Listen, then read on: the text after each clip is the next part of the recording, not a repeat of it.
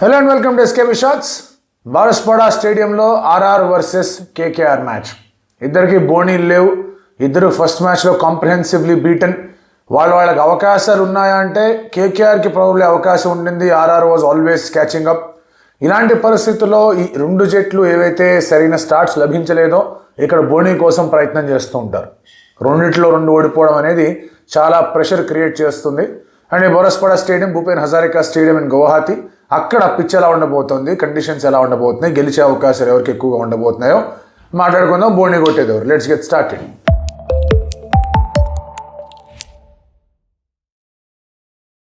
ఈ రెండు జట్లు ఒక హిస్టరీ తీసుకుంటే కనుక మంచి హిట్టర్స్ ఉన్నారు రెండు వైపులా ఆడినప్పుడు across the years.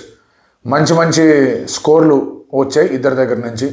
Sunil Narayan has been fantastic. Last time 100 కొట్టాడు, బట్ ఆ 100ను ఓవర్ షాడో చేసే విధంగా జాస్ బట్లర్ 100 కొట్టాడు. సో అలా వీళ్ళిద్దరి మధ్య పోటీ అనేది ఎప్పుడు కూడా రసవత్తరంగా సాగుతూ కూడా వచ్చింది. అండ్ అలాంటిది ఇప్పుడు ఇక్కడున్న పరిస్థితుల్లో మీరు అబ్జర్వ్ చేసుకుంటే చాలామంది ఉండిపోయారు. అదే ఇప్పుడు సంజు శాంసన్ ఇస్ దేర్, అక్కడే ఉన్నాడు. అలాగే ఇటు సైడ్ చూసుకుంటే కనుక నరేన్ ఉండిపోయాడు, రసల్ ఉన్నాడు. ఆ తర్వాత మీకు వరుణ్ చక్రవర్తి లాంటి వాళ్ళు ఉన్నారు. ఎవరైతే ఈ పోటీలో చాలా ఎక్కువ మ్యాచ్లు ఒకరికి అగేన్స్ట్గా ఒకళ్ళు ఆడారు.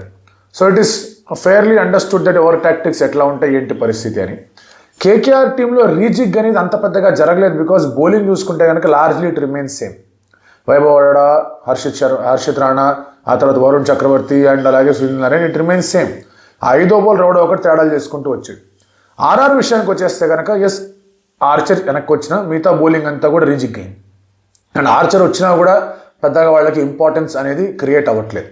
సో ఇటువంటి పరిస్థితుల్లో వాట్ ఆర్ఆర్ విల్ డూ, ఎందుకంటే అజింక్య రాణే మంచి టచ్లో కనిపించాడు ఫస్ట్ మ్యాచ్లో. అండ్ దెన్ మిగతా వాళ్ళందరి దగ్గర నుంచి కొంచెం రన్స్ రాలేదు, కానీ Naren was always there scoring some runs. RR అనగానే అతను కూడా రన్స్ కొడతాడని ఆలోచిస్తే Angkrish was put in to spot of bother. అటువైపు వికెట్లు పడిపోతూ ఉన్నాయి. అలా కాకుండా if Russell, Rinku and Venky will fire, అక్కడ ఆర్ఆర్ దగ్గర బౌలింగ్ ఉందా అనేదే అతిపెద్ద ప్రశ్న. సో ఆర్ఆర్ గెలవాలంటే లాస్ట్ టైం కూడా మాట్లాడుకున్నాం, they have to bat the opposition out of the equation అని. బట్ మనం మాట్లాడుకునేది గువాహతి. సో డ్యూ ఖచ్చితంగా ఉంటుంది. అన్లెస్ అని అంటే ఈ టైంలో ఒకవేళ కనుక షవర్స్ ఏమైనా ఉన్నాయి అంటే కనుక మబ్బులు బాగా వచ్చాయంటే డ్యూ వచ్చే అవకాశం ఉండదేమో, కానీ otherwise there will be dew ఒకవేళ ఎండ్ ఉందంటే. సో అదేమన్నా మళ్ళీ ప్రాంప్ట్ చేస్తుందా winning toss and fielding first అనే డెసిషన్ వైపు అనేది చూడాల్సిన ఒక అంశం. కీ బ్యాటిల్స్ కన్నా ముందు మనం హెడ్ టు హెడ్ మాట్లాడుకుందాం. హెడ్ టు హెడ్ గురించి మాట్లాడుకుంటే కనుక వీళ్ళ మధ్య 30 మ్యాచ్లు జరిగాయి. 30 మ్యాచ్ల్లో 14 వీళ్ళు 2 వాష్డ్ అవుట్. సో ఇది అసలు సిసైన సమూచుల పోటీ అని చెప్పుకోవాలి. 14-14. అఫ్కోర్స్ ఆర్ఆర్కి ఒక ట్రాఫీ ఉంది, కేకేఆర్కి 3 ట్రాఫీలు ఉన్నాయి, అది వేరే విషయం. కానీ 14-14 దగ్గర వీళ్ళు ఉన్నారు. అండ్ దీన్ని ఎవరైతే ముందుకు తీసుకెళ్తారో వాళ్ళకి ఒక అడ్వాంటేజ్ అనేది కనిపిస్తుంది. హెడ్ టు హెడ్లోనే కాదు, ఐపీఎల్ టేబుల్లో కూడా. కీ బ్యాటిల్స్ గురించి మాట్లాడితే నేను ఇందాక అన్నట్టుగానే ఇంట్రొడక్షన్లో that it is RR's batting versus KKR's bowling. నా దృష్టిలో ఆర్ఆర్ కనుక బాగా బ్యాటింగ్ చేసింది అంటే వాళ్ళ బౌలర్స్ ఇంకొంచెం ఊపు అనేది అందుతుంది. వాళ్ళ బౌలర్స్లో బాగా పర్ఫామ్ చేసిన బౌలర్స్ ఉన్నారు, లేదని మాత్రం అనకండి. Tushar Deshpande had a very good day ఆ రోజు హైదరాబాద్కి అగేన్స్ట్గా మ్యాచ్లో. ఆ తర్వాత సందీప్ శర్మ కొంచెం బ్లో కోల్డ్గా ఉన్నా కానీ ఒకవేళ రన్స్ ఉన్నాయంటే బాగా డిఫెండ్ చేసుకోగలిగే bowler. Fazal Farooqi first over swing తిరిగింది బాల్, అక్కడ అభిషేక్ శర్మ జాగ్రత్తగా ఆడాడు కాబట్టి సరిపోయింది. అక్కడ వికెట్ పడుంటే things would have been different. Theekshana వాళ్ళకి బాగానే వేసాడు, కానీ రన్స్ కూడా ఇచ్చాడు. They will have to figure out ఆర్చర్తోనే వెళ్ళాలా లేదా ఇంకొక స్పిన్నర్ని తీసుకొని రావాలా అనే ఆలోచనలో వాళ్ళు ఉండాలి. So my key battles here are definitely Naren versus Sanju Samson, looked in good touch. And Ajinkya Rahane Naren ఎక్కువగా పవర్ ప్లేలో వాడాల. Is wanted use Varun. And 11 overs తర్వాత వరుణ్ ఎగిరిపోయాడు. కొంతమంది కమెంట్ పెట్టారు దట్ వరుణ్ రజత్ పతిదార్ బాగా ఆడతాడు కాబట్టి వరుణ్ని ముందే అవగొట్టేశాడు. ఇది boss, Varun is in a different high now. So ఖచ్చితంగా Varun has to bowl to the best batters అనేది నా ఫీలింగ్. అండ్ పవర్ ప్లేలో కాకుండా పవర్ ప్లే తర్వాత వచ్చారంటే ఫీల్డ్ కొంచెం స్ప్రెడ్ అయినప్పుడు it will be even more difficult Varun ఆడడం. నరేన్ ఆ పవర్ ప్లే రెస్పాన్సిబిలిటీ తీసుకోవాలనేది నా అభిప్రాయం. So Naren versus Samson is a good batter. Harshit Rana has to perform. KKR కనుక వాళ్ళ ఫాస్ట్ బౌలింగ్ యూనిట్ బాగా పర్ఫామ్ చేయాలంటే Harshit Rana has to perform. First over బాగా వేసాడు, ఆ తర్వాత ఓవర్లో రన్స్కి వెళ్ళిపోయాడు హర్షిత్. వైభవ్ వడా స్వింగ్ కోసం ప్రయత్నం చేశాడు, సరిగా వర్కౌట్ కాలేదు అతని దగ్గర నుంచి. He's also swinging kind of bowler. Probably అందుకే హర్షిత్ రాణా ఫస్ట్ ఓవర్ వేయలేదేమో, బట్ ఈక్వేషన్లో మార్చుకోవాల్సిన అవసరం ఉంది. జైస్వాల్ ఒక మంచి క్యాచ్కి అవుట్ అయ్యాడు ఎస్ఆర్హెచ్కి అగేన్స్ట్గా. It was a fantastic catch Abhinav Manohar నుంచి. అలాంటి క్యాచ్లు ఏమైనా వస్తే జైస్వాల్ ఏం చేయలేడు, కానీ లేకపోతే కనుక అతను కూడా ఫుల్ ఊపు మీద ఉంటాడు ఆడడానికి. సో అతన్ని తొందరగా వికెట్ తీయడం ఇంపార్టెంట్. అండ్ సీమ్ బౌలర్ కాబట్టి Harshit Rana versus Yashasvi Jaiswal is my second battle. Third battle is Riyan Parag versus Varun Chakravarthy. ఎందుకు అంటే Riyan Parag last time had a very good season.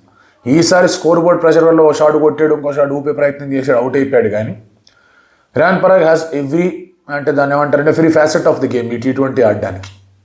And he'll be the key. Dhruv Jurel last time బాగా ఆడాడు, నో డౌట్స్ అబౌట్ దట్.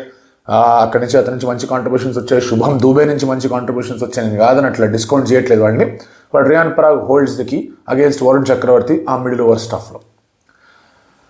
మిగతా battles ఉన్నాయి, నేను కాదనట్లా. For example తీక్షణ వచ్చాడు, తీక్షణ bowling to నరేనో లేదా తీక్షణ bowling to Ajinkya Rahane, అది కూడా డిసైసివ్ బ్యాటిల్ అవ్వచ్చు. తీక్షణ రహానే తొందరగా అవుట్ చేశాడంటే మళ్ళీ వీళ్ళందరూ వచ్చేస్తారు, వెంకటేష్ అయ్యర్, రింకు సింగ్ వీళ్ళందరూ వస్తారు.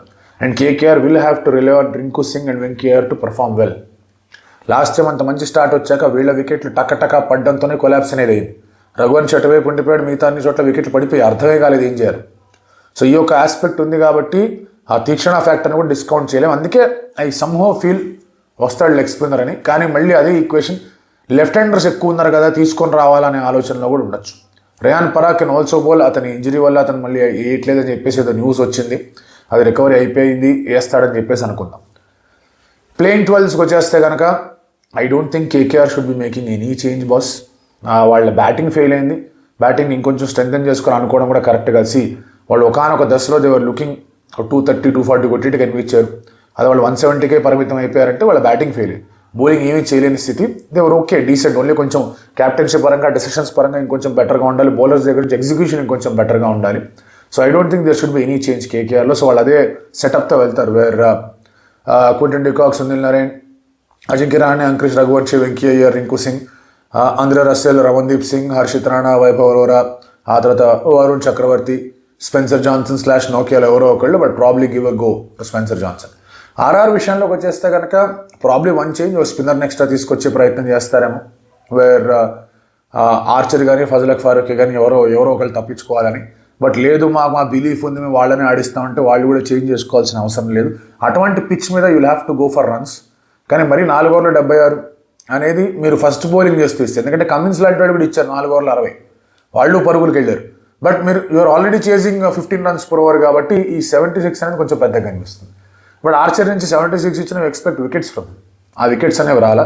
ఫజల్ బాగా వేశాడు అనిపించింది నాకు. అండ్ ఇక్కడ కూడా లెఫ్ట్ హ్యాండర్స్ ఉన్నారు, రహానే వీళ్ళందరూ ఉన్నారు కాబట్టి ఆ స్వింగింగ్ డెలివరీ వస్తే బాగుంటుందని. So I feel Sanju Samson is impact player of course at the top, ఆ తర్వాత Jaiswal, and then Nitish Rana at 3, ఆ తర్వాత మన Riyan Parag at 4, Dhruv Jurel at 5, Shimron Hetmyer at 6, 7లో వీ హ్యావ్ శుభం దూబే, 8లో ప్రాబ్లీ హసరంగా ఫిట్, 9 అగైన్ 9, 10, 11లో మీకు సందీప్ శర్మ ఉన్నాడు, ఆ తర్వాత మీకు తుషార్ దేశపాండే ఉన్నాడు, and then you also have Theekshana ఉన్నాడు.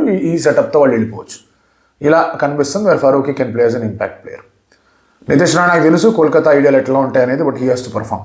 బౌలింగ్ వేసాడు, వర్కౌట్ కాల, బ్యాటింగ్లోనూ వర్కౌట్ కాల, గట్టిగా ఆడాల్సిన అవసరం ఉంది RR ఒకవేళ KKRని గెలవాలంటే, which makes KKR slightly favourite squad. Of course వాళ్ళు కనుక ప్రాబబ్లీ టాస్ ఓడిపోయి బ్యాటింగ్ చేయాల్సిన పరిస్థితి వచ్చింది అంటే వాళ్ళు పెద్ద స్కోర్ కొట్టలేకపోయారంటే RR has a chance there. But RR first batting చేస్తేనే వాళ్ళకి ఎక్కువ ఛాన్సెస్ టు విన్. సో ఒకళ్ళకి బ్యాటింగే ఉంది, ఇంకోళ్ళకి 2 కొంచెం బెటర్గానే ఉన్నాయి, మరి అంత సాలిడ్గా లేవు, 2 కొంచెం బెటర్గా ఉన్నాయి. KKR again will have to rely on their spin duo గెలవాలి అంటే, but they have a fairly little extra chance అనేది అనిపిస్తోంది. మరి మీరేమనుకుంటున్నారో మీరు కామెంట్లో తెలియజేయండి.